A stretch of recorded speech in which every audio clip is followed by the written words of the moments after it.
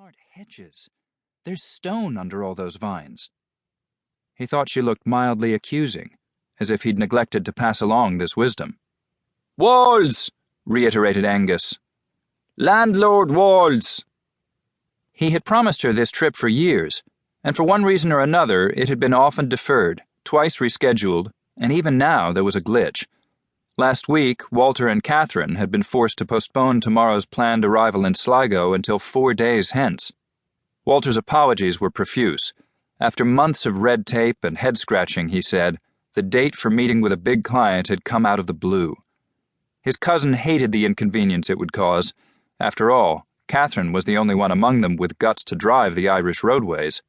She was a regular Stirling Moss, fearless, focused, fast. Too fast, the cousins had long agreed, but what could they do? They were both cowards, unfit for the job. Until Walter and Catherine arrived at the lodge with wheels, he and Cynthia would be stuck like moss on a log.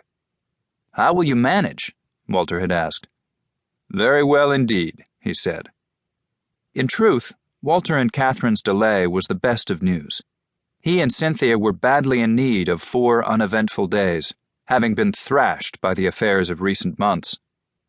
Soon after she fractured her ankle and lapsed, unwilling, into what she called her long and unlovely confinement, he learned he had a half-brother in Mississippi. There had been a few shocks in his 70 years, most of them occurring during 40-plus years as a priest, but never anything like this.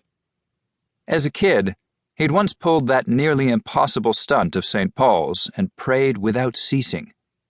For a brother. It didn't work. Then, 60 years later, there was Henry Winchester. Henry, with acute myelogenous leukemia, needing stem cells from a close relative. He had quartered in Memphis with Cynthia for weeks, giving over his stem cells through apheresis, standing watch at Henry's bedside and feeling, in an odd and confusing way, that he was fighting for his own life. His long road trip in a vintage Mustang hadn't helped, of course. Then, playing out the proverb of when it rains it pours, came the sudden flare-up of his diabetes only days ago. "There's no way we're not going," he told his wife, whose recent 64th birthday had gone largely uncelebrated. "There's no way we're not going," he told his doctor, who had seen him through 2 diabetic comas and was as hidebound as they come. Hoppy Harper had preached him the lipid sermon, followed by the exercise sermon, pulled a stern face to ram the points home, then caved. "So go," he said, popping a jelly bean. 4 days. To walk the shores of Lough Arrow, to row to an island in the middle of the lake and picnic with Cynthia, to sit and stare, gaping if need be, at nothing or everything. It would be roughly in the spirit of their honeymoon by the lake in Maine, where their grandest amenity was a kerosene lamp. It had rained then, too. He remembered the sound of it on the tin roof of the camp, and the first sight of her in the white nightgown, her hair damp from the shower, and her eyes lit by an inner fire that was at once deeply familiar and strangely new. He hadn't really known until then why he'd never before loved profoundly.